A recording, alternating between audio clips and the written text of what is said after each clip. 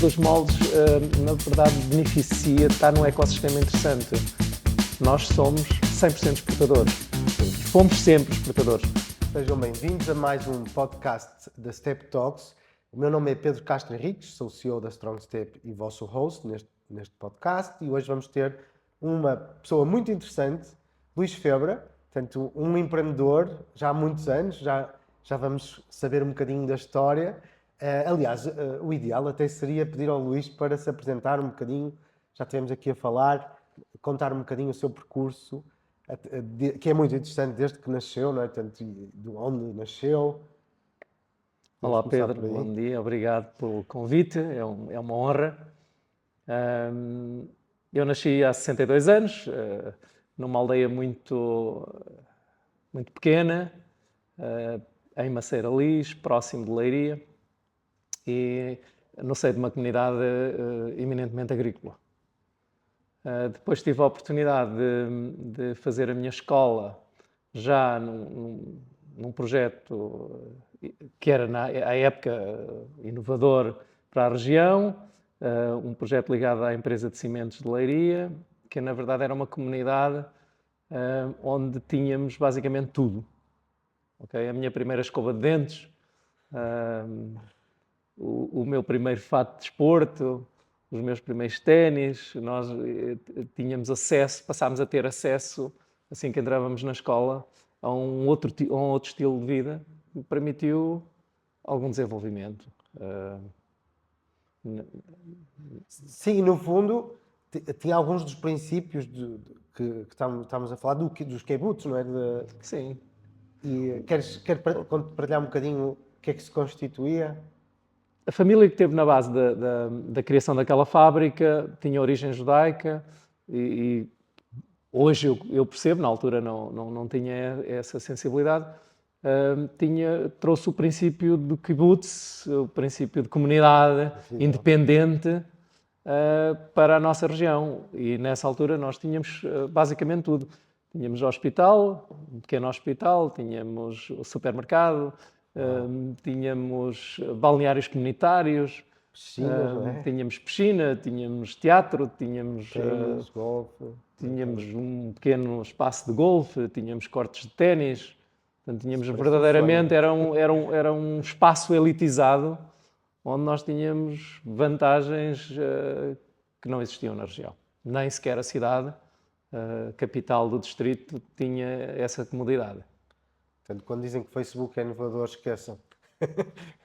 Porque eu tive também a oportunidade de visitar o Facebook, lá estavam 13 mil pessoas. No caso do Facebook... Mas já lá estive. E na Google também. Então já sabe bem que tem 13 restaurantes lá dentro que a pessoa pode comer de graça. E supermercado, pode ir buscar o que quiser ao supermercado. E tinha uma carpintaria que a pessoa pode imprimir as coisas 3D, levando os modelos, tem que marcar a máquina, não sei o quê. Portanto, que é assim quase surreal. Tem até lá dentro um mini lago, não é? Aquilo era praticamente uma mini cidade. Mas, portanto, já vemos que isto já quase vem... um kindergarten, não é? Para adultos. E neste caso, isto já estamos a falar, portanto, já foi... estamos a falar nos anos 40, 50, já que Quando é que foi constituída esta comunidade? 1930 e pouco, sim. Okay. Que ela evoluiu, não é? Muito Porque qual foi a estratégia? Aquela região era pouco densa, a densidade era muito baixa. A estratégia da família foi, ok, eu preciso de atrair funcionários que vieram do país todo. Para os atrair, o que é que tenho que fazer? Então, dar-lhe casas, supermercado, onde eles possam ter vantagens comparativas com o resto das regiões. Provavelmente nós tínhamos, num espaço eu diria, de um diâmetro de 4 km, 3, 4 km, o que provavelmente não teria o Porto nessa época. Isso até hoje seria muito interessante, com esta história das rendas caras e casas que não se consegue comprar, não é? Para os jovens, poderia ser um modelo até interessante. Lá não se pagava energia elétrica. Os meus pais não viviam nessa comunidade. Nós tínhamos as vantagens, o mesmo tipo de acesso que tinha a própria comunidade dentro daquele perímetro. Estão melhor dos dois mundos. Podiam ir para casa dormir e casa estar no vosso meio e ao mesmo tempo podiam beneficiar desses... Sim, nós tínhamos animais, nós éramos uma família agrícola, portanto não tínhamos condições de viver naquele espaço. Sim, muito bem. E então, de que forma é que isto também contribuiu para o seu desenvolvimento? Portanto, esta comunidade, este espírito, de alguma forma depois permitiu ou não esta questão do empreendedorismo? Tem alguma relação aqui com este meio, com o que viu lá, com as pessoas que contactou, com o próprio negócio da família austríaca, não é? Que depois se juntaram aos Champalimau. Daí tirou alguma lição ou alguma experiência que depois o ajudou no futuro, quando começou por construir a sua primeira empresa na garagem, não era? Mas se procurar agora construir a realidade, provavelmente teve influência, não é? Sim. E teve influência na minha ótica. Hoje, se procurar perceber o que é que a escola primária, naquele contexto, me deu. Disciplina, claramente. Fundamental. Nós tínhamos uma disciplina militar.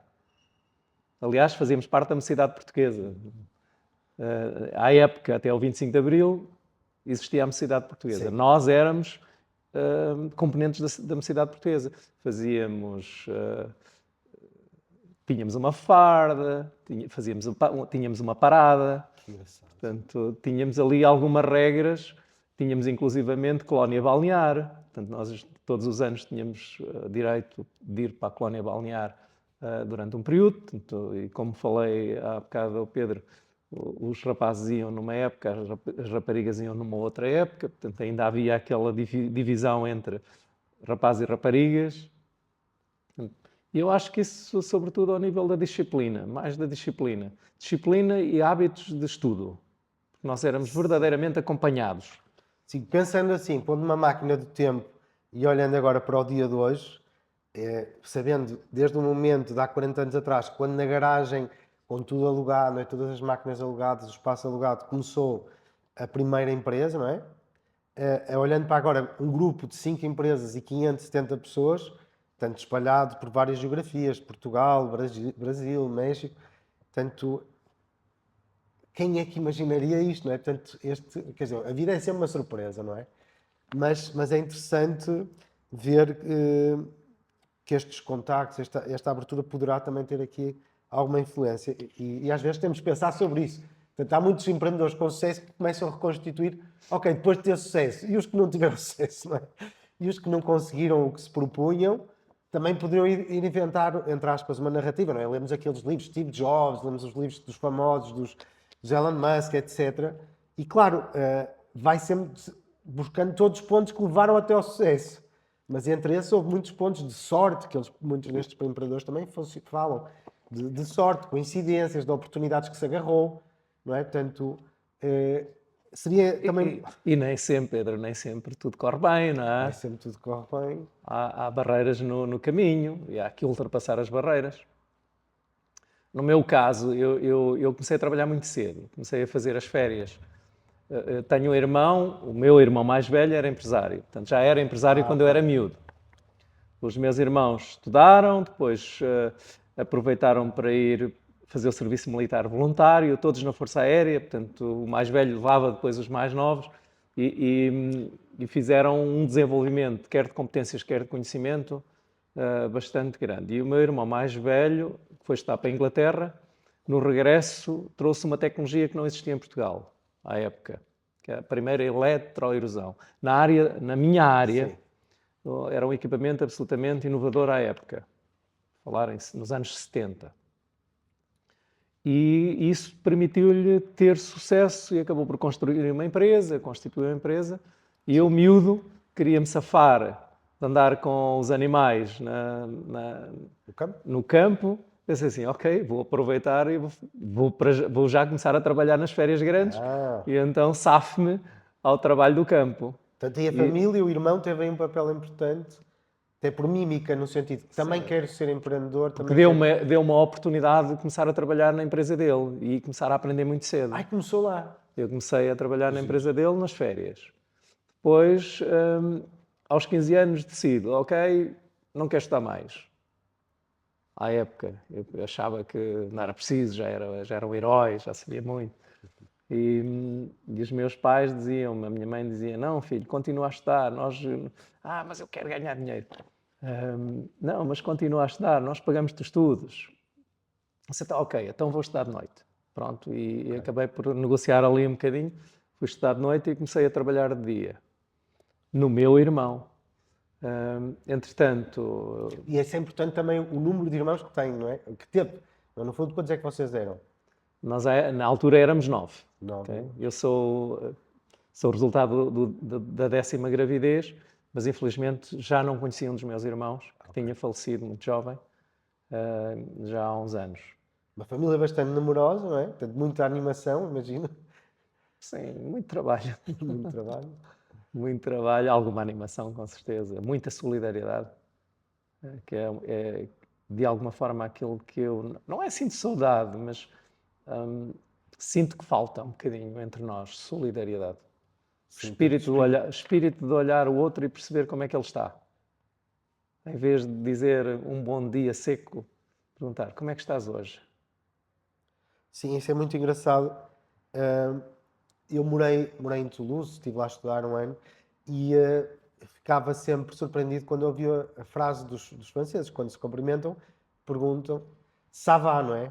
Mas via-se a diferença entre os que perguntavam ça va e já nem olhavam para a pessoa, não é que é ça va, só estou aqui a Sim, cumprir sim. os mínimos Sim, é olímpicos, quase uma obrigação, não é? e o ça va, e ficava a olhar nos nossos olhos e a verem a nossa reação. E eu, isto é impressionante, realmente o ser outra língua fazia-me pensar sobre aquilo e realmente havia pessoas que se preocupavam sem saber quem é que nós éramos, muitas vezes, ou onde é que éramos, e essas pessoas marcavam-nos mais, não é? Essa empatia, essa ligação de tentarem ver pelos nossos olhos o nosso espírito, o estado de espírito, como é que estávamos, como é que não estávamos. É curioso, portanto, essa simples pergunta, não é? Em português, se calhar, é como é que estás, mas não é tão comum Sim. Como é que perguntar. vais? Como é Como é que que vais? vais? Isso é normalmente quando já se conhece melhor a pessoa, não é? Ça va? Sim. É, Mas já na verdade, uma pergunta aberta, não é? sim, Não é o estás bem? Sim ou pois, não, não é? Quando eu respondo estás bem? Sim ou não? pois. Mas se eu pergunto como é que tu estás hoje, Isso é já te quase, obriga a pensar um bocadinho. é verdade. E em algumas pessoas, ou em algumas situações, até pode parecer excessivo, de género. E a pessoa vai ter que olhar para dentro de si e realmente pensar como é que está. Algumas pessoas parece que não gostam de fazer este exercício, ou não se sentem Pois. à vontade, e então respondem como aos ingleses, que é falar do tempo. Que se falasse do tempo, nunca se erra, não é? Em Inglaterra, vai-se no elevador, toda a gente, porque e ainda por cima o tempo é terrível, não é? Em Inglaterra, mas Mas que é. falam muito do tempo. Mas relativamente então a este o irmão, portanto foi aqui uma Pois, porta. eu iniciei o trabalho com o meu irmão, tive a oportunidade de fazer um percurso super interessante à época. Parto de uma base perfeitamente analógica para uma via mais digital, portanto, em poucos anos nós evoluímos tecnologicamente muito no setor onde estou inserido e isso permitiu-me uma aprendizagem, uma curva de aprendizagem grande. Depois optei por seguir um bocadinho aquilo que os meus irmãos tinham seguido inicialmente, fui para a Força Aérea, também para procurar aprender e também com uma estratégia de proximidade. Nós temos uma base muito próxima da nossa região, que é Montreal, e pensei assim, ok, vou manter aqui uma ligação de trabalho com a empresa, já faço um bocadinho de teletrabalho, não, entre aspas, não é? Na época não se falava nisso, mas achava que podia trabalhar na Força Aérea para a empresa onde eu trabalhava e ir prestando serviços, porque eu era programador à época já. Ah, fantástico, essa faceta eu não sabia. E então podia fazer programas que depois podia ajudar na empresa. Isto desde que idade é que era programador, mais ou menos? Com 17 anos, bem, Um bocadinho. 17, entre os 17 e os 18 Então era anos. dos primeiros programadores, realmente. Sim, sim. E então, quando depois acaba a Força Aérea, aliás, antes de ir para a Força Aérea, falei com o meu irmão, eu sempre tive um bocadinho, por educação, um princípio de ver alguma distância, algum distanciamento, pensar a 5 anos, antes de ir lá para a Força Aérea, falo com o meu irmão e disse, Tony, quando eu regressar daqui a 2 anos, gostaria de saber qual é a orientação que tens para a minha função. E o meu irmão devolve-me, dizer assim, ok, sim, está bem, e o que é que tu queres fazer? E eu respondi-lhe aquilo que era o meu sonho, né? Que era trabalhar efetivamente na tecnologia, mas ser o braço direito dele para a inovação e para o desenvolvimento. E ele respondeu-me afirmativamente e deixou-me super empolgado à época. E passaram-se os 2 anos. Quando regresso da Força Aérea, peço-lhe, Tony, vamos sentar para fazer um plano. E ele faz uma pergunta, mas que plano? Aquilo que nós falámos há 2 anos atrás, que eu iria tomar conta da parte da tecnologia, do desenvolvimento e da inovação. E ele diz-me assim, eu falei isso. Entendeste tudo errado. Isso foi um choque para mim. Imagino. E hoje vou buscar esses pontos e o racional desse momento, a dor, uma dor brutal. Eu vou para casa de rastos falar ao meu pai que verdadeiramente aquilo que me tinha sido prometido não ia ser cumprido. E uma semana depois saí da empresa e montei a minha própria empresa. Portanto, foi um bom acelerador, catalisador do seu empreendedorismo e da sua iniciativa própria. Claro. E aí a racionalidade da frase do Émile Coué. Toda a adversidade, todo o constrangimento encerra em si a semente de um benefício ala maior. Portanto, aquela dor Faz crescer, traz-me uma semente um de cedo. oportunidade. E trouxe. Pois é preciso semear, é preciso cuidar, é preciso desenvolver. Mas eu não seria empresário, provavelmente da mesma forma, se o meu irmão não tivesse tido essa postura para comigo, que eu hoje agradeço. Okay? Na altura fiquei muito chocado, Sim. afastou-me dele, Uma mas grande hoje fúria. agradeço e cuido dele, hoje, que ele Sim. tem 85 anos. Eu e a Anabela cuidamos dele e estamos muito próximos. Infelizmente ele não conseguiu a sustentabilidade na empresa, a empresa acabou por cair e ele ficou sem nada e eu estava presente Sim. para o apoiar. É incrível, é E espetacular estou essa história. presente e estamos presentes Solidariedade. todas as semanas. Isso é que Fui é- ao México, a primeira coisa que fizemos, e até por iniciativa da Anabela, vamos visitar o teu irmão, ver como é que ele está. E ele está onde? Ele vive na mesma região, Sim. na casa que eu acabei por comprar para ele não ser posto na rua.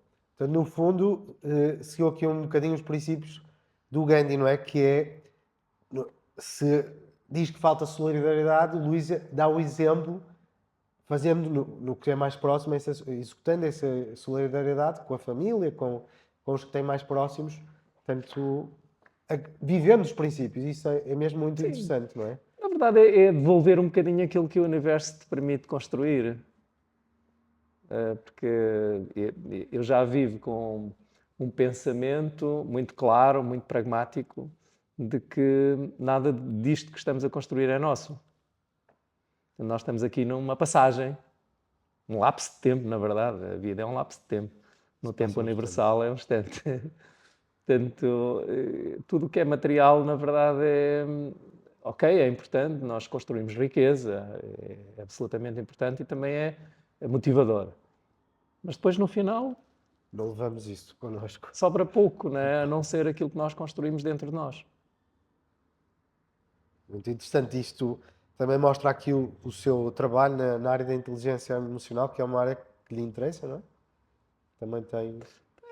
Na verdade, é uma área que é querida porque eu sou o exemplo e a minha família é o exemplo de que gerir emoções ajuda-nos a construir uma vida mais fácil e melhor. E enfrentar os constrangimentos com mais facilidade, conviver melhor com os outros,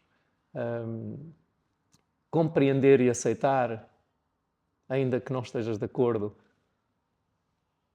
Parece muito importante, mas não é fácil.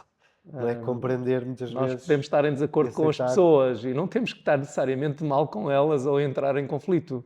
Isso são palavras raras no dia que se vivem nos dias de hoje, com a polarização e cada um a viver a sua bolha. Sim, sim. Não é? As pessoas cada vez menos fazem pontos para os que são diferentes e tentam menos, ou não conseguem, por vezes, compreender os outros. Portanto, isso... Estamos numa fase, eu acho que a sociedade está numa fase um bocadinho complexa, não é? Em que vamos um bocadinho no sentido inverso àquilo que é a sociedade plural. Não é? Temos falado de Trump, mas não necessariamente trazer o Trump para aqui. A maior parte dos países hoje estão liderados pela força, pelo poder da força. e não pela inteligência. Pois. E podemos enumerar uma carrada deles, não é só Estados Unidos, não é? Mas Darwin diz que não é o mais forte que sobrevive, mas aquele que é mais capaz de se Se adaptar. adaptar. Não é Sim. o mais forte, não é o mais inteligente, mas realmente o que é mais. Então, aí o seu percurso é notável, não é? E se puder também aqui explicar um bocadinho à nossa audiência, que são os líderes, os CEOs, os gestores, as pessoas que gostam destes sistemas de gestão de liderança, de gestão da mudança, qual é este papel que este setor dos moldes, porque é que é muito mais estratégico do que muitas pessoas se apercebem à primeira vista? Porque é que é realmente tão importante? O setor dos moldes, na verdade, beneficia, está num ecossistema interessante. Nós somos 100% exportadores. Sim. E fomos sempre exportadores. Como não há mercado interno, nós procuramos sempre ir ao mundo buscar trabalho. E o que é que isso nos permitiu? Estar em constante contacto com as economias mais desenvolvidas. Sim. E é por aí, não é por inteligência própria. Nós fomos-nos... aliás, o Pedro falou um bocadinho. Aquele que sobrevive melhor, aquele que convive melhor, é aquele que se adapta melhor. E nós fomos-nos adaptar a padrões mais elevados. E é por isso que o nosso setor tem sido até embrião do desenvolvimento de outros setores. O setor do calçado viveu muito e aprendeu muito com o setor dos moldes. Interessante. Às tantas também no têxtil, não E sei. evoluiu até mais, eu acho, que o nosso setor. E Portugal é também uma das grandes referências no setor de calçado, não é? Juntamente com a Itália. Sim, sim. Estamos ali nas Temos os primeiras sapatos posições. mais caros do mundo, não é? Ou quase. Portanto, produzem-se cá os sapatos mais caros do mundo e isso também acho que deve-se um bocadinho ao setor dos moldes, que foi embrião de desenvolvimento para outros setores. O Já setor agora, da como é que pedra foi também. nessa questão do calçado? Como é que houve aqui esta dinâmica? Essencialmente com interação dos CAD-CAMs.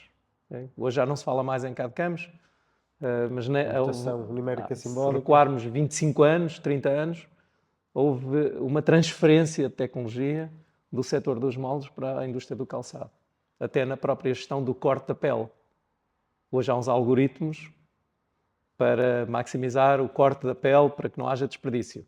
Isso foi trabalhado há 25, 30 anos, já um bocadinho no relacionamento entre os dois setores. É um setor muito exigente. Portanto, a questão internacional, trabalhar também com os dos melhores players no mundo, como é que isso traz exigência? Traz exigência de vários níveis, mas é o setor automóvel aquele que transformou mais o nosso setor. Porque eu não sei se o comum dos mortais tem a noção de que a paragem, por exemplo, da Auto Europa por minuto supera 1 milhão de euros, não é? De prejuízo. Um milhão de euros. Portanto, trabalhar para setores como a indústria automóvel é absolutamente exigente e exige muita disciplina, por um lado, porque somos absolutamente rigorosos nos prazos a que nos comprometemos, e depois também nos desafia porque é um setor que tem estado em inovação constante, não é? E agora com uma inovação disruptiva que é passar para a área do elétrico, não é? Nós hoje já não fazemos peças para motores, senão fazemos peças para baterias, não é? E para sistemas de gestão. E o carro está-se a transformar, não é? O automóvel passa a ser um computador com 4 rodas. Sim, exatamente. Já quase é. Eu sou da área de engenharia informática, da área de software, e quando começamos, quando fomos 5 fundadores a criar a Strong Step, dissemos assim, quem são os melhores do mundo? E nós vimos que na altura eram os americanos, de um instituto que é em Pittsburgh, na Pensilvânia.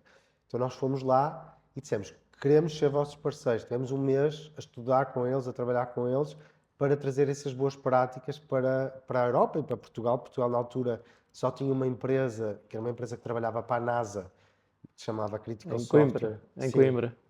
que estava certificada nesta metodologia, que era o CMMI, e nós dissemos, olha, nós queremos ser os vossos parceiros e trazer essas boas práticas para Portugal. Mas foi isso, como eu disse, é a questão de ir buscar os melhores, tal como vasta gama nos descobrimentos, foi buscar os melhores velejadores, os Sim. melhores a trabalhar com as matérias-primas para quando chegassem a um sítio poder construir um forte, poder levar os nossos marcos, não era?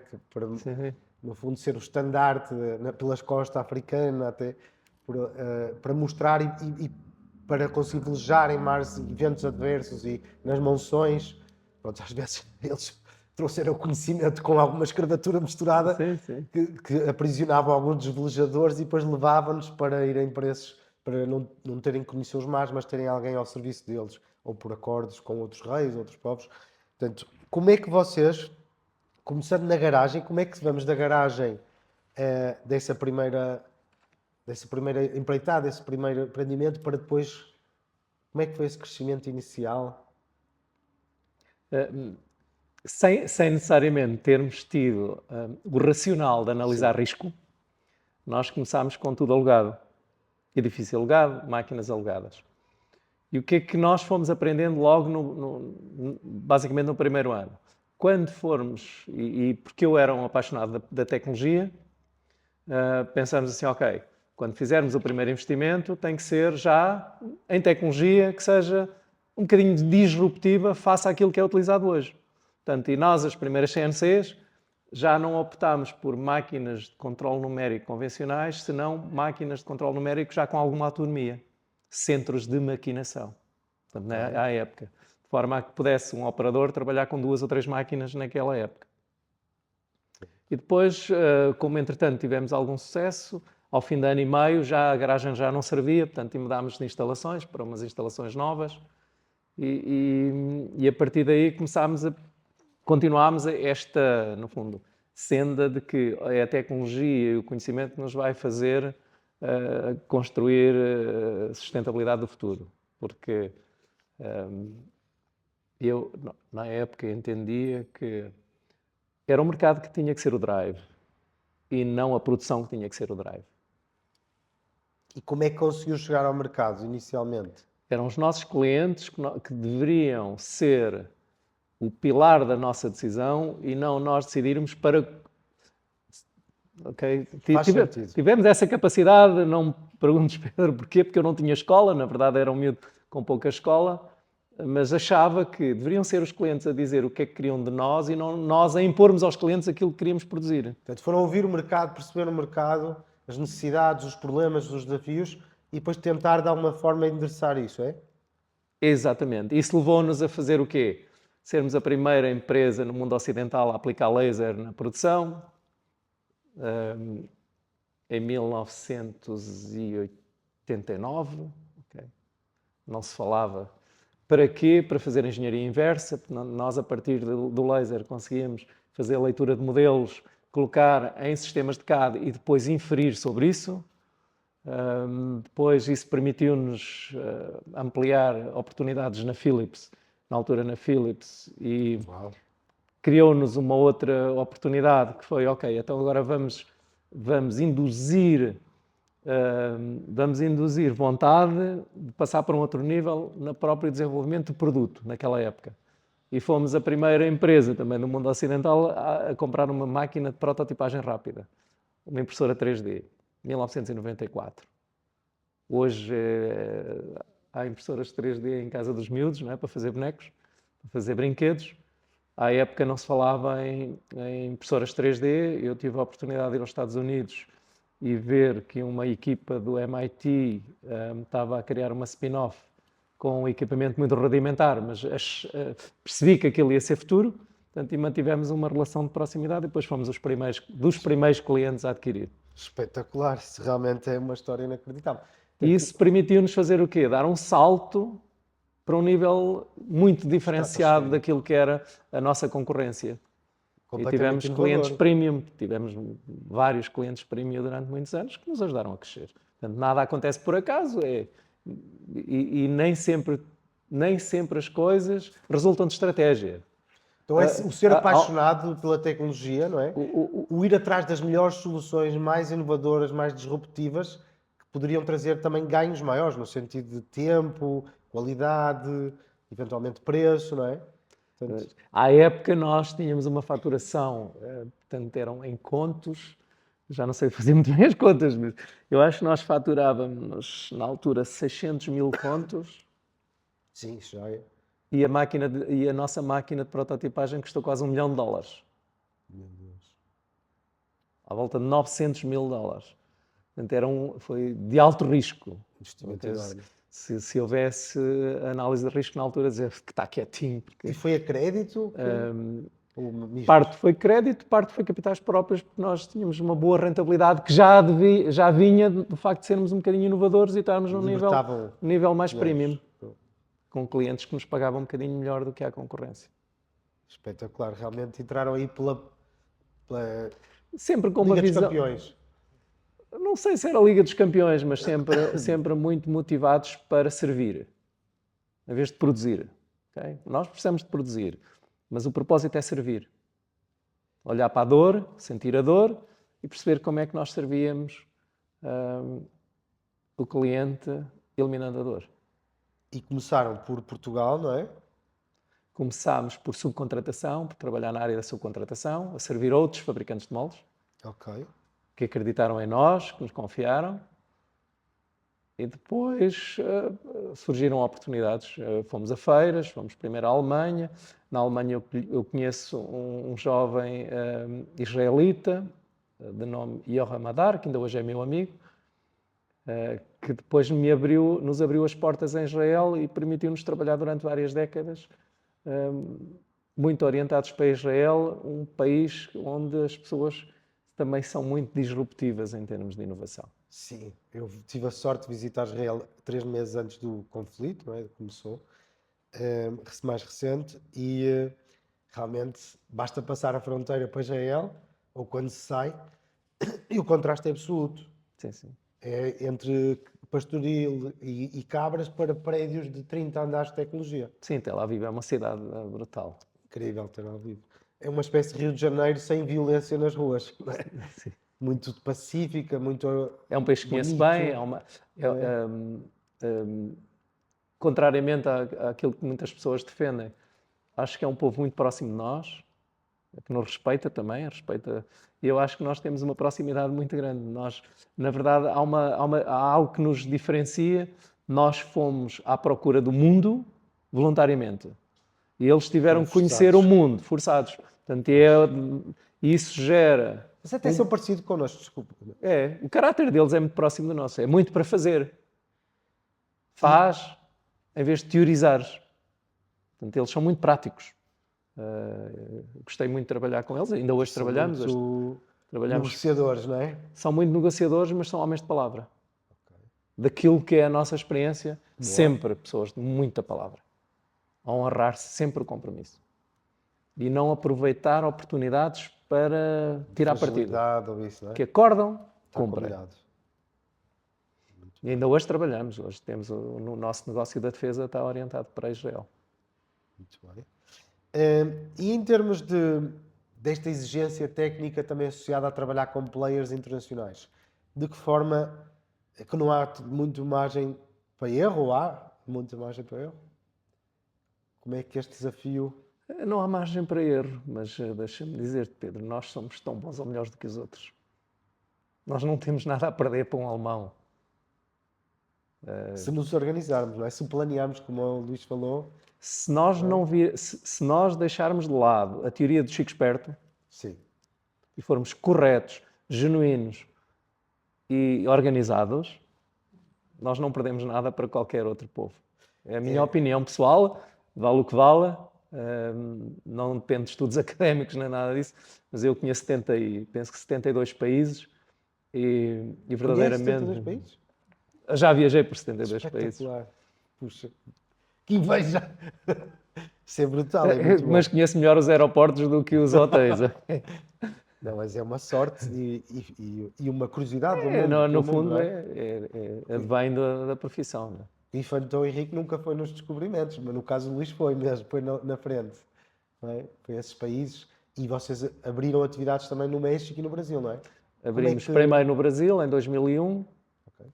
Também por uma dor. Perdemos o mercado. E tínhamos duas opções. Ou deixar o mercado e ter que fazer um esforço em outros mercados, ou colocar lá a nossa atividade. Mas perderam o mercado? Recordar-se-á do Collor de Mello. Sim. Plano real, plano cruzeiro. Eu hoje já não me recordo muito bem, não tenho em memória O que é que moedas aconteceu? Mas houve uma muito boas. desvalorização brutal da moeda e passou a ser praticamente impossível importar. E os nossos clientes, nomeadamente a Whirlpool, que era um dos nossos grandes clientes, diz: Luís, ou vens para aqui, ou lamentavelmente temos que procurar outro fornecedor. E nós decidimos ir para lá. E depois tivemos um projeto super interessante, que desenvolvemos a urna eletrónica do Brasil. Foi um desenvolvimento nosso. Desenvolveram Urna eletrónica do Brasil. E produzimos 72 mil máquinas. 72 mil máquinas? Puxa. Fizemos a parte hardware e a Unisys, uma empresa americana, fez a parte do software e eletrónica. E como é que ao longo destes anos, a importância da confiança e da relação que tem com os clientes, como é que foi trabalhando? Que lições é que teve? Falou que os israelitas, por exemplo, que são de palavra, não é? Como é que a confiança aqui é importante nestes negócios internacionais? Ou nos negócios, se quiser, eu estou a falar de internacionais, mas... No final de contas, as organizações são pessoas. E partimos desse princípio. Às vezes eu ouço falar na empresa, os nossos jovens, mais jovens, é a Philips, ou é a Bosch é muito exigente. Calma, a Bosch nem sequer fala connosco. A Bosch é um símbolo, a Bosch é uma organização. Sim, Quem gigante. fala connosco são pessoas. E calma lá, porque essas pessoas podem, inclusivamente, ser menos competentes do que nós e precisar mais de nós do que até nós precisarmos delas.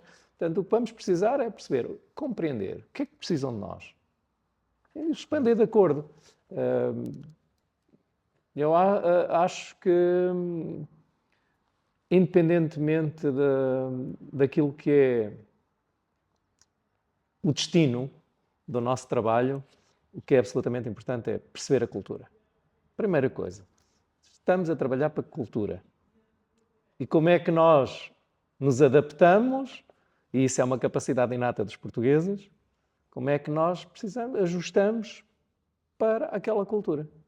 Há culturas... Trabalhar para a França é diferente de trabalhar para a Alemanha, é diferente de trabalhar para a Espanha, ou para a Itália, ou para a Noruega, ou para a Suécia, ou para a Polónia, ou para a Roménia, para qualquer... Todos estes países têm algumas questões na cultura que é importante ter em conta. Sim, eu recordo perfeitamente. Se chegarmos à República Checa e dissermos Dobrý den e não dissermos Good morning, já estamos a fazer a ponte. E essas pequenas coisas é importante perceber se valorizam ou não valorizam.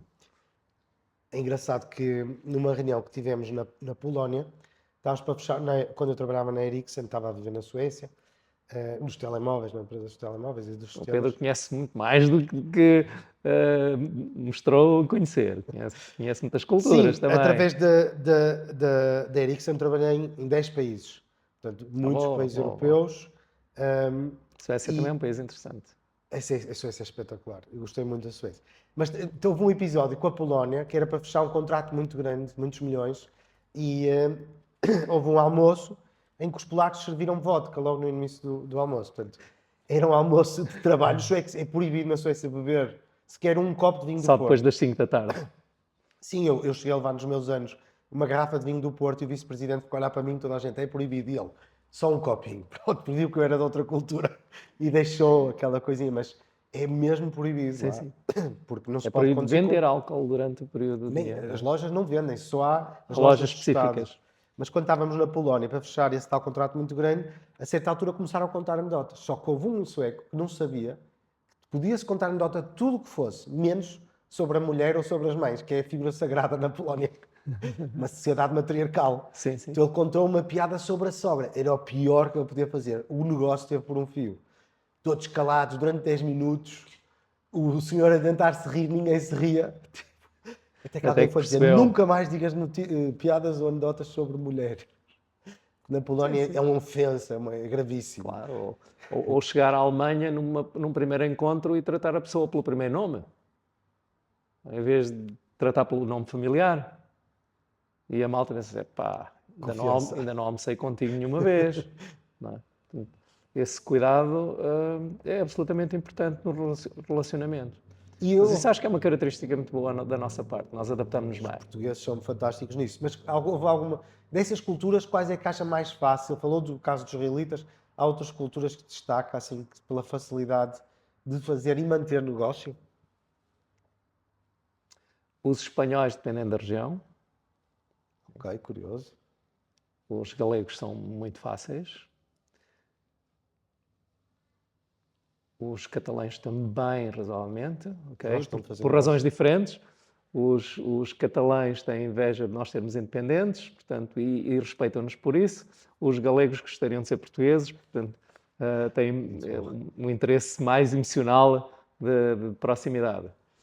Depois, eu acho que esses são, para nós, até porque nós temos muito boas relações em ambos as regiões, são de fácil trato e de proximidade. Mas eu acho que estou aqui a imaginar todos os países que nós conhecemos. É muito fácil trabalhar na Turquia. Difícil fazer negócio, mas é muito fácil trabalhar. Eles também têm uma Pois proximidade há muito grande isso. connosco. Uma coisa é fazer negócio, outra coisa depois é É trabalhar mais junto. difícil, mas é fácil trabalhar. Quando começas a trabalhar, é muito fácil trabalhar com eles. Depois, quando entras no nível de disciplina e de rigor e de racionalidade, é muito fácil trabalhar na Suécia, mas tens que atingir esse nível, Sim, isso é porque reconhecido, não é? eles não te validam, és tu que tens que te validar para eles e dizer, ok, já fiz o meu trabalho, está concluído, respeita os acordos, podes-me pagar. E nós temos um bocadinho aquela coisa de estar à espera que alguém nos diga se estamos a fazer bem ou a fazer mal. Ainda temos um bocadinho esse estigma Sim. de falta de autoestima, de acharmos que ainda não estamos no nível ou não é suficiente e ficamos à espera de validação. Isso terá a ver com a cadeia de valor nas posições que por vezes os portugueses estão, não terem. Não sei, acho que eu acredito que tem mais a ver com o regime anterior. Ok. Ainda temos um bocadinho de rasto De cadeia de comando. de cadeia de comando. Sim. Ok. É menor, eu acho que as novas gerações já estão a demonstrar essa capacidade de se impor em qualquer cultura, né? Vocês mais jovens, né? E nós temos infelizmente perdido muitos jovens, muitos talentos, mas na verdade eles vão lá para fora dar cartas. Sim. E isso E isso é mostra o vosso bom. valor. Enfim, perdemos, mas quem sabe um dia regressam e Parece trazem esse valor de constrói. volta. Sim, a Irlanda fez muito bem esse ir buscar as ligações de negócio, o que fez que muitas empresas de tecnologia também fossem parar a Dublin, parar a Irlanda, fez esse esforço como é que se chama, da comunidade, tem um nome, a comunidade dos Desconheço. imigrantes, já me vou lembrar. Em relação a esta indústria de moldes, sendo que trabalha numa área e que sempre gostou da tecnologia e da inovação, até que ponto um erro no início de um projeto pode comprometer os resultados nesta indústria dos moldes? Portanto, um erro grande pode ou não comprometer. Pode comprometer, pode comprometer tudo. Nós, nestes 40 anos de atividade, já tivemos projetos que tivemos que repetir. Porque erros iniciais comprometeram o resultado final e depois já não dá para recuperar. Não dá para ir atrás. A indústria de moldes tem o plástico, isto, não é? Este é cerâmica. Mas o plástico, ele tem vida. O molde não é feito com a dimensão do plástico que nós vamos obter. Ele é feito com uma dimensão diferente. Se nós errarmos nesse fator, que nós chamamos de contração, o plástico contrai após ser moldado. Comprometemos um automóvel, por exemplo. Imaginamos que nós temos um painel de instrumentos e ao fazer o molde, o índice de contração que utilizamos não é o adequado. Aquilo já não vai encaixar. Já Ou vai fica para o muito lixo. grande e não cabe, ou fica com folgas e não é aceito. Portanto, é preciso seguir protocolos. Testar, Nós temos protocolos prototipar. estruturados, é preciso testar, validar. Hoje também já há softwares que nos apoiam para fazer validações virtuais. Fazemos em montes de ensaios. Nós hoje, a indústria de moldes hoje já é um laboratório, já não é uma fábrica. Portanto, é um laboratório onde se fazem ensaios antecipados, via virtual, depois utiliza-se também a prototipagem para dar apoio em algumas circunstâncias, para garantir que no final aquilo vai estar rigoroso e vai, à primeira vez, vai encaixar no automóvel. Porque imagina, Pedro, se nós aceitássemos que cada peça tivesse uma variação, por exemplo, de meio milímetro, que é quase nada, ao fim de 50 peças, nós já tínhamos 25 milímetros. Já é alguma coisa. E se tivéssemos 100 peças a encaixar, tínhamos 50 milímetros de diferença. 50 milímetros. E quando se trata, por exemplo, de automação, a Xiaomi tem uma fábrica totalmente automatizada. Não tem lá ninguém para fazer afinações manuais. Ok. Então, aquilo tem que estar absolutamente rigoroso. Porque a robótica trabalha com altíssima precisão e repetitividade. Já visitou essa fábrica da Xiaomi? Só virtualmente. Ok. Espetacular, realmente esse exemplo. A Tesla também, mas Sim. mas a Xiaomi já está num nível mais avançado do que a própria Tesla.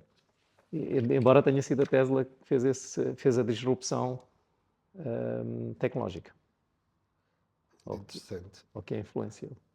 Portanto, e esta questão de não podemos errar no início, de que forma é que isso muda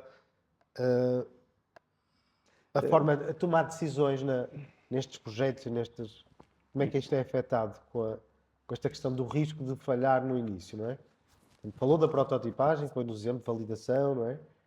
De que forma é que. Nós tivemos uma época em que fazíamos uma brincadeira, mas uma brincadeira com um objetivo muito claro. Que algumas vezes fazia-se a pergunta. Nós temos aquela velha máxima de que errar é humano. Errar é humano. Não podemos errar. E então eu perguntava assim, ok, errar é humano. Os pilotos erram. Os pilotos erram. Sim. Mas nós não queremos que eles errem. Vamos entrar no avião porque aquele piloto vai errar. Entramos no avião? Não. Claro que não entramos. Então temos que criar mecanismos alternativos, ainda que os pilotos sejam humanos, tem que haver mecanismos que garantam que o erro não existe.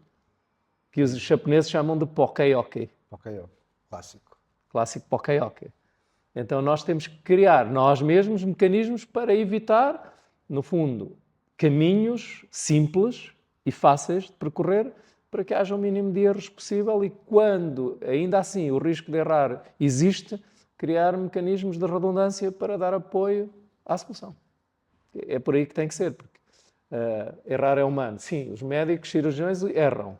Quer dizer, não pode ser, não é? Eles têm que ter mecanismos e protocolos, têm que ter protocolos rígidos para que o erro seja 1 no milhão no limite. Engraçada a questão que falou da medicina, porque eles foram os dos precursores na parte dos processos da questão dos checklists muito simples, não é? Na cirurgia, eu agora não sei recordar os 3 pontos, mas era antes da cirurgia, era algo do género lavar as mãos, desinfetar a área onde se vai operar e mais uma outra tarefa muito simples para garantir que de género no final da operação não tínhamos o pós-operatório a pessoa a morrer ou com uma ferramenta que tinha sido operada lá dentro para ter que abrir outra vez a pessoa para tirar. Portanto, estes mecanismos destas checklists e estes processos realmente tentam, como disse o Pocoyo, São robustos, são ultra robustos. tentar para que não evitar, haja... não é, que estes ossos do ofício, não é? Estes erros do ofício, vamos chamar-lhe assim. Estados de espírito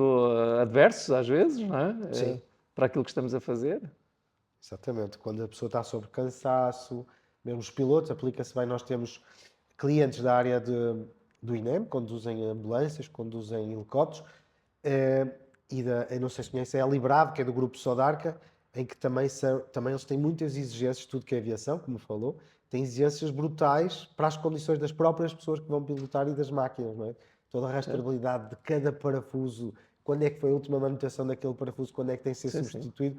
Um helicóptero, se não tiver essa manutenção, esse registro, ele vale praticamente zero. É uma sucata. Passa de milhões para zero. Sim, é verdade. Portanto, e esta parte que falou de preocuparmos com o processo, não é? Preocuparmos com garantirmos que não fazemos a falha. Criar protocolos robustos para que se sigam Gostei. etapas e haja uma sequência que permita chegar a um resultado o mais próximo do objetivo possível. Mas mesmo assim, por vezes temos que tomar decisões sem ter a informação toda, não é? Isso é o prato do dia. Bem, vocês começaram na garagem A indústria a de trabalhar. moldes, só transmitir, a indústria de moldes é uma indústria protótipo. Sim. Não existem dois moldes iguais. Portanto, traz sempre coisas novas. Sim. E essas coisas novas, ainda que haja processos robustos, protocolos de funcionamento, há sempre algo que diverja. E é preciso analisar risco. Variáveis novas, Variáveis novas, contexto diferente. situações anómalas que acontecem porque é protótipo. A indústria de moldes não é uma indústria científica, é uma indústria de experimentação. Experimentação. E os portugueses sempre foram bons nessa parte também, não é? Eu acredito que vem também um bocadinho da nossa cultura sermos o último reduto na Europa verdadeiramente clusterizado ainda deste setor. Todos os outros já desapareceram. Portanto, o francês, o sueco, o espanhol, o italiano, que está em vias de extinção mesmo com o mercado local. Portanto, e nós somos o único que não tem mercado local e ainda assim persiste. Acabamos por ser aqui um paraíso dessas técnicas e dessa indústria. Eu acho que deve-se muito ao lado humano, àquilo que nós somos, ao nosso caráter. Know-how, caráter. Nosso caráter. Então, como líder, passando aqui mais para uma questão mais organizacional, como líder, como é que o lidar com a incerteza, como é que se convive com esta dúvida? Tem que, no fundo, uma grande organização por trás, 5 empresas, não é? 570 pessoas. Como é que o líder, e não só o Luís, mas os outros líderes dessas empresas, como é que se pode lidar com isso? Como é que se pode aprender a conviver com a dúvida? Não é? Que faz parte, não é? Aceitar que a incerteza faz parte do jogo. E a intuição é um poder. Na minha ótica, nós valorizamos pouco a nossa intuição. As respostas do nosso subconsciente eu acho que são mais poderosas às vezes que as respostas académicas, em determinadas circunstâncias. É engraçado ver, não é, que por vezes há uma equipe que está a trabalhar imenso tempo num projeto, não é? Chega alguém mais sénior e faz assim uma pergunta e todos se calam. E realmente ele tem razão, não pensamos nisso. É não é? porque, por um lado, no fundo, conhecimento com competências é a melhor das parcerias. Mas conhecimento sem competências vale muito pouco. Pois. E as competências, muitas vezes, sobrepõem-se ao conhecimento. Porquê? Porque nós, na verdade, a ciência trabalha a partir de laboratório. Mas nós vivemos uma vida real, não necessariamente laboratorial. Sim. E algumas vezes, a física trai-nos e, enfim, o poder da natureza também nos consegue trair. Surpreende. Nós temos, algumas vezes, comportamentos do próprio plástico. Eu, como falei há bocado, o plástico tem um comportamento e basta que haja uma variação de umidade, por exemplo, no ar, e já está tudo fora dos parâmetros que são controlados por tabelas científicas. E vem alguém com anos e diz assim, faz assim. E depois de termos tentado tudo, tabelas, seguir com rigor aquilo que estava estabelecido, disse, fogo. Quer dizer que essa pessoa Afinal, também já funciona. bateu com a cabeça e já teve que ultrapassar Já passou por desafios, isso. Já passou por isso. Já passou por isso. Nós valorizamos pouco a experiência. E somos ensinados assim.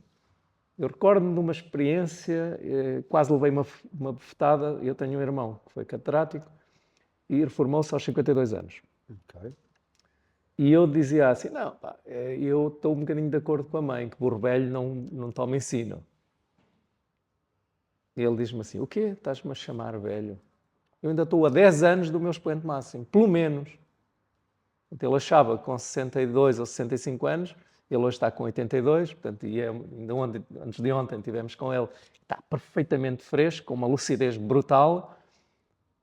E eu diria assim, com 85 anos, pá, está num lar à espera da morte.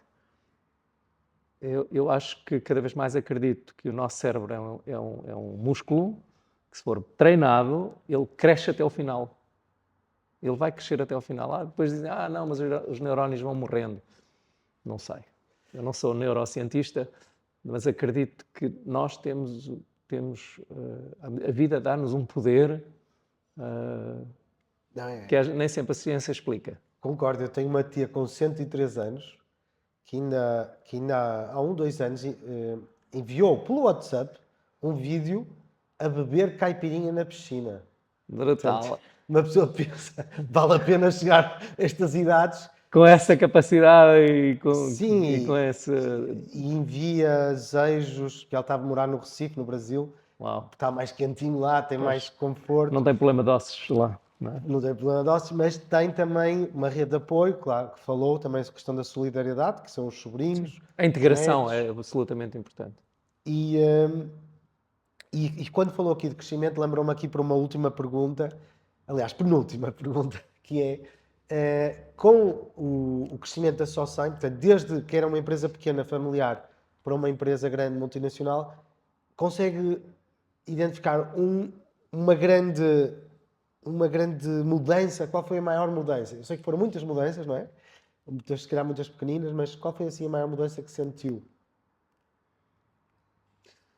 Pedro, eu acho que foi sempre nós não tivemos grandes momentos de disrupção ou grandes mudanças, tivemos alguns fatores durante este período todo que nos travaram, que nos fizeram parar. Um deles foi o 11 de setembro. O 11 de setembro obrigou-me a vender uma das fábricas, o recheio de uma das fábricas. Tínhamos acabado de investir em alta tecnologia, talvez a fábrica de moldes mais evoluída da Europa à época. Okay? E com o 11 de setembro e corte nas encomendas, nós tivemos que vender o recheio do equipamento para a Itália. Acho que esse foi um período que realmente nos fez balançar, obrigou-me a mim a repensar a forma como pensava, porque eu era excessivamente arriscado e já não éramos pequenos na época e tivemos que fazer outplacement de umas 50 pessoas na altura e isso fez-me repensar, ok, Sim. já não, o teu impacto é muito grande nas famílias. Sim, sem dúvida. Que confiam em ti. Então precisas de começar a repensar um bocadinho antes de... Claro que ninguém estimava que o 11 de setembro acontecesse, não é? Era impossível. E foi algo inesperado. Mas obrigou-me a repensar, a avaliar um bocadinho mais o risco das decisões que vamos tomando. De resto, eu viajei sempre muito, adorava viajar, adorava o relacionamento pessoal com clientes, e qualquer coisa, eu vou aí. É óbvio que a tecnologia não tinha as facilidades que tem hoje, não se faziam videoconferências, mas eu gostei sempre de viajar. E depois comecei a pensar assim, bom, eu viajo imenso, estou sempre dentro do avião. O avião é um caixão ambulante. Portanto, se esta coisa cair, eu vou para o charco, mas os meus precisam continuar. E então procurei, desde o início, pescar, no fundo, à linha, algumas estrelas que houvessem dentro da organização e empoderá-los. Tive sempre essa preocupação. Portanto, no fundo, criar, crescer, pegar em diamantes empoderar. e começar a lapidá-los. E crescer sempre de dentro para dentro. Nós nunca fomos daquela organização que pensa assim, ok, preciso de um gajo bom nisto, vou buscar fora. Não, nós sempre procuramos dentro da organização perceber, ok, quem é que tem capacidade de chegar a estas competências? Sim. Dentro da nossa organização e depois empoderá-lo. E hoje os funcionários mais antigos, os que estão connosco, já não estão todos, mas tenho pelo menos 2 dos mais antigos são meus sócios.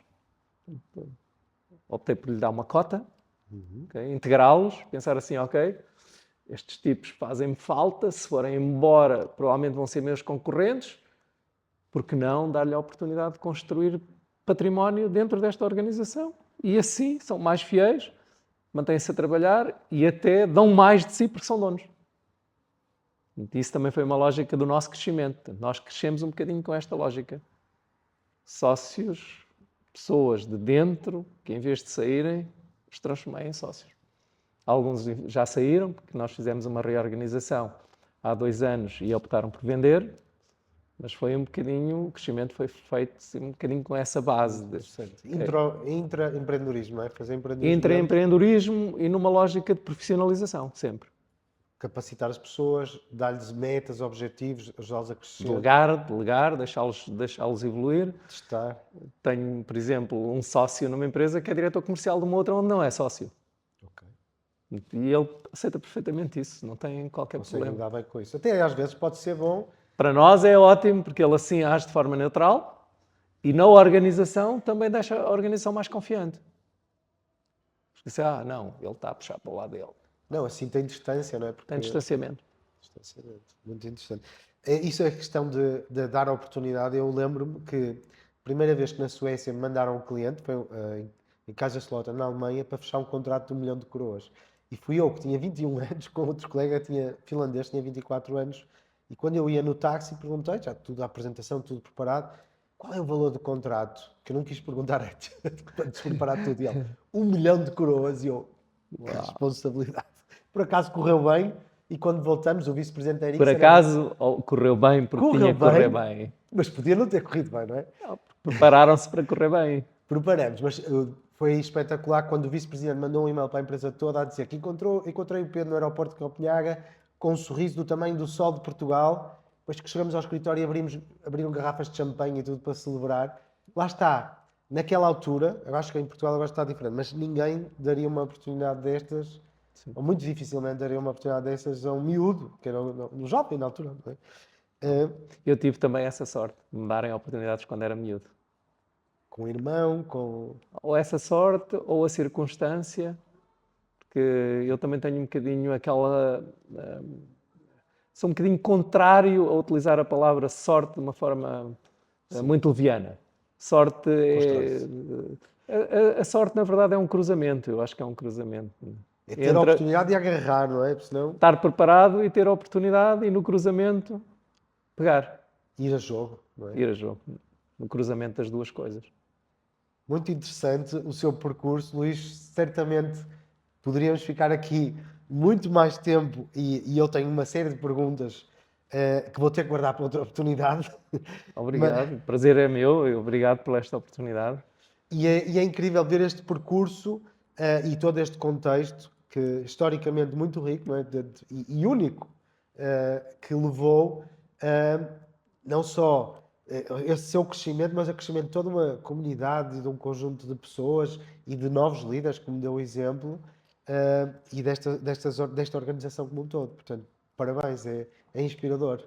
Obrigado pelas perguntas. Eu acredito muito que nós temos recursos que se forem explorados, nos permitem ir muito mais longe do que verdadeiramente vamos. Não é? A diferença, eu acho que a diferença entre o Elon Musk e um qualquer cidadão está num aspecto, em pequenas coisas. A diferença não é muito grande. Sim, não deixa de ser um ser humano.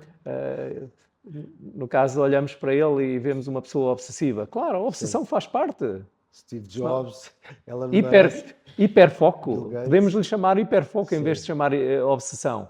Mas o hiperfoco constrói a oportunidade. E uma mensagem que gostaria de deixar para outros líderes que estão ainda se calhar numa fase mais intermédia, vamos chamar-lhe assim, do que ainda se conseguirem as suas conquistas, conseguirem levar os seus projetos avante, ou daria aqui alguma mensagem? No fundo já foi dando várias, não é? Mas assim, uma mensagem principal. Talvez algo que eu eventualmente teria feito diferente nos meus primeiros anos de atividade, que fui sempre muito solitário.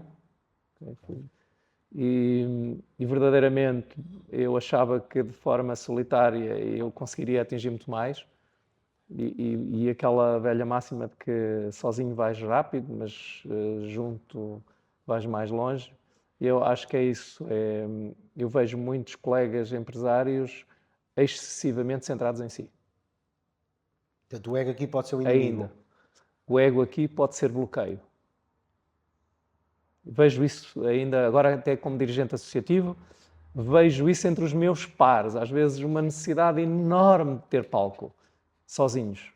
Já agora, se quiser explicar... Andarmos em pistas paralelas, muitas vezes, e nós podemos... Em equipa vamos muito mais longe. Que é presidente da direção da NERLEI, não é? No fundo, uma associação A Associação Empresarial de Leiria, da região de Leiria, sim. que agora, nestes dias, vai ter um papel importante, não é? Estamos muito focados em ajudar toda a região, não é? As empresas a recuperarem os seus negócios e poderem voltar à atividade normal. Depois destes embora comboios, tempestades, não é? o nosso propósito agora não é voltar à atividade que tinham, é voltar a uma atividade no nível um bocadinho nova. acima. No nível um bocadinho acima. Uma oportunidade para fazer um reset.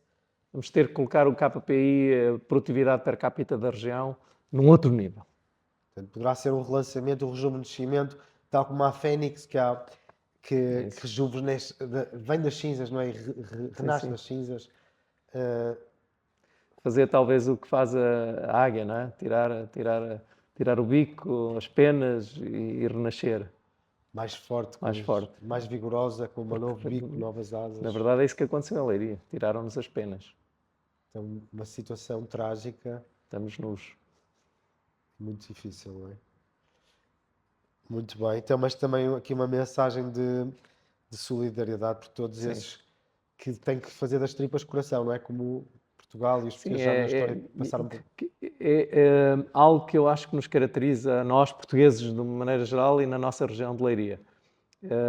Nós somos um povo resiliente, muito resiliente, e eu acredito que, pese embora alguns dos empresários tenham muita dificuldade em reerguer os negócios, eu acho que nós vamos reerguê-los. Acredito nisso. Esse otimismo é E fundamental. vamos estar ao lado deles para que isso aconteça no mais curto espaço de tempo. E não vamos poupar esforços, e aqui são esforços associativos, porque nós já juntámos um grupo de 7 associações e vamos juntar pelo menos mais 2 para trabalharmos em conjunto, numa voz comum, no sentido de uma estrutura de missão que, entretanto, foi criada para, no fundo, esta transformação e esta recuperação, estarmos todos alinhados, de forma a maximizar até os recursos que vão ser entregues às empresas e que precisamos de sair para um estágio acima. Não é? Nós, é um bocadinho a jornada do herói, não é? Nós iniciamos a jornada, voltamos ao princípio, mas não no mesmo nível. Já com conhecimento, com experiência, com a rede de contactos, com a confiança internacional, não é? Dos vossos players. Com a resiliência aumentada, porque passávamos por mais fortes, não é? Obviamente, e provavelmente mais preparados. Esperamos que também seja para o país, que isto constitua também uma aprendizagem para o país. Nós achamos e acreditamos que quer as empresas de telecomunicações, quer as redes, deveriam estar mais bem preparadas para as catástrofes. Sim, sem dúvida. Já o falámos em público e provavelmente irão fazê-lo, mas não pode ser para a Leiria, tem que ser para o país. Porque amanhã vai acontecer em outro local do país e para mim parece-me inconcebível que 22 dias depois, já passaram penso que 22 dias depois, ainda haja 10 ou 11 ou 12 mil pessoas, clientes sem energia elétrica em casa ou nas empresas. E há ainda clientes de média tensão sem energia. Sim. E os clientes de média tensão têm muitos empregados, muitos funcionários. São muitos postos de trabalho, muitos salários, muitas casas que estão... Para não falar em telecomunicações, provavelmente mais de 1/3 do território, para não falar 50%, ainda não tem telecomunicações em casa, ainda não tem internet. Incrível. Em casa, nas empresas. E hoje é da tecnologia, não é? Sim. Há o NIS 2, uma diretiva europeia que vem dizer exatamente que os setores chamados os setores críticos e primários são, no fundo, obrigados a fazer o trabalho de casa, não é? E falou do exemplo das telecomunicações, que é crítico, tal como a saúde, não é? Ninguém quer que durante um tremor de terra, durante um incêndio, durante um cataclismo, que parem os serviços essenciais, não é? Sim. Pedro, sendo da tecnologia, sabe que há um movimento de digitalização, não é? Sim. Hoje, o nosso caso específico, a SOCEM, tem tudo na nuvem. Está tudo na cloud. Sem telecomunicações, não há. Nós trabalhamos com base na cloud, por princípio do utilizador pagador, não é? Já não temos hard lock, já não temos nada disso, já foi história. Não temos telecomunicações, não temos atividade. Portanto, e há muitas empresas que não têm atividade. Nós tivemos um caso de um relato de uma pequena empresa que trabalha na área dos enchidos, chouriços e por aí fora, trabalha basicamente só para o continente e estava numa região onde não tem telecomunicações. Portanto, não conseguia emitir faturas. Pura e simplesmente, o continente disse: sem documentos, nós não aceitamos o vosso produto. Tem que ser estes documentos, porque eles têm templates específicos, não é, para aceitarem o produto, pela questão da gestão de estoques internos, e não aceitaram o produto e ponto final. Portanto, essa empresa teve que deslocar o escritório para outra região onde havia telecomunicações, para poder emitir documentos, para depois poder garantir a continuidade do negócio. Garantir a entrega de produto no continente. E esta é a dependência tecnológica, que faz sentido, mas é preciso haver modelos